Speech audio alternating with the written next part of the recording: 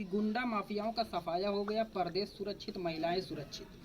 लेकिन कहीं ना कहीं ये देखा जा रहा है कि ये भेदभाव से हुआ है कि एक ही वर्ग के लोग, विपक्ष का कहना है कि मुख्तार अंसारी और आजम खान ही इनको केवल दिखे हैं, जबकि बिरजेश सिंह और धनंजय सिंह, रघुराज प्रताप सिंह, राजा भैया, ये लोग को संरक्षण मिल रहा है बीजेपी की सरकार में। केवल एक ही वर्ग के लोग इनको दिखाई दे रहे हैं, ये विपक्ष का आरोप है। देखिए, मैंने पहले बोल दिया कि विपक्ष के पास कोई आरोप लगाने का मुद्दा है नहीं, तो इसलिए फालतू बातें बरगराने का काम करती है। ब्रजेश सिंह भी जेल के अंदर बंद है, मुख्तार अंसारी जी भी जेल में बंद है। और रहा अपराध रोकने का काम, तो ये आप बाखूबी उत्तर प्रदेश की जनता जान रही है कि योगी जी का जो खौफ माफियाओं पे और दहशत है वो किसी की थी नहीं। आज उत्तर प्रदेश छोड़ के माफिया भाग गए। पहले समाजवादी पार्टी गवर्नमेंट थी, आपने देखा भी होगा, घर में औरतें निकलने से पहले डरती थी, भैया अकेले नहीं जाइए। लेकिन योगी जी ने इतना महिलाओं के बारे में सोचा कि 12 बजे रात में भी महिला एकदम बेफिक्र होके निकल जाती है। और ये सबसे बड़ी बात यह है कि अपराध मुक्त उत्तर प्रदेश 2014 के पहले किस तरीके से हमारे मुस्लिम भाई को डराकर कांग्रेस ने, सपा ने, बसपा ने एक हवा बना दिया था कि भारतीय जनता पार्टी मुस्लिम विरोधी है। लेकिन देश के यशस्वी प्रधानमंत्री नरेंद्र भाई मोदी जी प्रधानमंत्री बने तो उन्होंने कहा कि मैं प्रधानमंत्री नहीं प्रधान सेवक हूँ, 1 अरब 25 करोड़ जनता का मैं प्रधान सेवक हूँ, सेवा की भाव से काम करूंगा।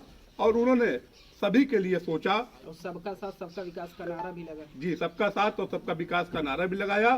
तमाम जन कल्याणकारी योजना चलाई, जिसमें आपने देखा भी होगा कि 2017 विधानसभा में मुस्लिम समाज ने वोट दिया।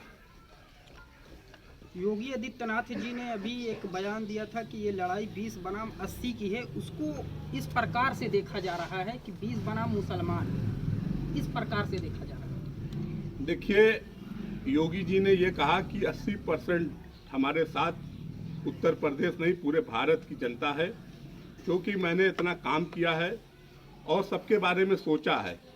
ना तो उन्होंने ऐसा कुछ कहा कि हिंदू ना मुसलमान, 80 और 20, विपक्ष को उन्होंने 20% दे दिया, ये भी बहुत ज़्यादा दे दिया। स्वामी प्रसाद मौर्य जी आके 15% और 85% कर दिया, तो स्वामी प्रसाद मौर्य जी ने 5% और घटा दिया कि उन्होंने कह दिया कि विपक्ष 15% और 85% योगी जी। आपने स्वामी प्रसाद मौर्य जी का नाम लिया, वो तो आप ही के साथ थे। कई विभागों का जो है कि मंत्रालय उनके पास था, वो चला रहे थे। आखिर आपसे दूर क्यों चले गए, वो आपसे छटक क्यों गए? देखिए, कहावत है वो किसी का नहीं होगा, तो वो कहावत जो है हमारे स्वामी प्रसाद मौर्य जी पर होती है, लागू होती है। इसलिए होती है कि बहुजन समाज पार्टी में उन्होंने धोखा देकर जो पार्टी ने उनको एक पहचान बनाई, जिससे वो जाने गए, जिससे वो नेता बने, मंत्री बने, वो पार्टी छोड़कर वो भारतीय जनता पार्टी में आए। और भारतीय जनता पार्टी एक ऐसी पार्टी है कि वो सबको लेके चलती है, तो उन्होंने भी उनको लेकर रखा और कैबिनेट मिनिस्टर बनाया। 5.5 साल वो रहे, 4.5 साल, तो अब तक उनको जो है नहीं दिखाई दिया कि ये भारतीय जनता पार्टी जो है गलत चल रही है। उसके पहले वो नहीं छोड़ सकते थे, अपनी बेटी से क्यों नहीं जो इस्तीफा दिलवा देते? वो संघमित्रा मौर्य जो कि बदायूं से सांसद है, अभी भी बीजेपी में दिलवा दे अपनी बेटी से इस्तीफा वो, क्योंकि उनको मालूम है कि भारतीय जनता पार्टी ही एक ऐसी पार्टी है जो देश को चला सकती है, और नरेंद्र मोदी जी ही है ऐसे नेता जो देश को विश्व में पूरे नाम किया उन्होंने। स्तर पर बहुत सारे मुद्दे हैं, लेकिन एक सवाल यहाँ का ये खड़ा हो रहा है कि रमेश सिंह जी, जिनके पिता हरिवंश सिंह जी बीजेपी के कद्दावर नेता रहे हैं, आखिर रमेश सिंह जी बीजेपी के एक बड़े नेता रहे, लेकिन वो बीजेपी से डायरेक्ट कमल के सिंबल से क्यों नहीं, थाली के निषाद पार्टी के सिंबल से क्यों चुनाव लड़ रहे हैं? ये जनता का एक सवाल है मन में जो है कि देखिए, ये भारतीय जनता पार्टी की एक समर्थन में और उनके साथ सहयोगी दल उससे लड़ रहे हैं, क्योंकि वो रमेश सिंह ही नहीं, ये भारतीय जनता पार्टी के प्रत्याशी लड़ रहे हैं। और ये जीतेंगे तो ये निश्चित तौर से एक अच्छा मैसेज जाएगा कि रमेश सिंह जो है थाली के निशान से जीते। भारतीय जनता पार्टी ही एक पार्टी है जो सारे दल को चले। केंद्र में एनडीए की सरकार चली है, उत्तर प्रदेश में उसी तरीके से गठबंधन चलाकर निषाद पार्टी हो, अपना दल हो, ये ज्वाइन करा के ये इस तरीके से इनको लड़ाया जा रहा है। अगर समाजवादी बाखूबी जान रहे हैं कि किस तरीके से बिजली आती थी, और जब से भारतीय जनता पार्टी की सरकार आई है तो आप देख रहे हो किस तरीके से बिजली मिल रही है।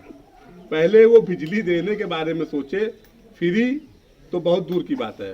रहा सवाल भोजन का, तो भोजन ऑलरेडी मैंने आपको पहले ही बताया कि हमारे यशस्वी प्रधानमंत्री 2 रुपए में गेहूं और 3 रुपए महीने में 2 बार फ्री में राशन मिल रहा है। हाँ, महीने में 2 बार फ्री में राशन मिल रहा है, वो लॉकडाउन की वजह से मिल रहा है।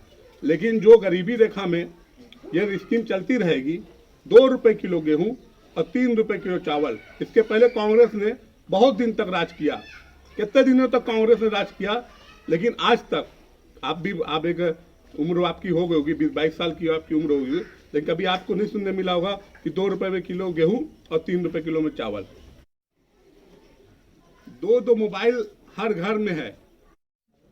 2 रुपए किलो गेहूं सही से सप्लाई ही नहीं किया। कोई भी चीज आज आपके पास, आपके घर पे जो है कुंडी बजा के, बिल बजा के गैस पहुंचाया जा रहा है और पूछा जा रहा है गैस आप ले लीजिए। पहले किस तरीके से खाना पकता था? मट्टी के तेल पे, लकड़ी पे, घर गैस पहुंचाने का काम किसने किया? मोदी जी ने किया।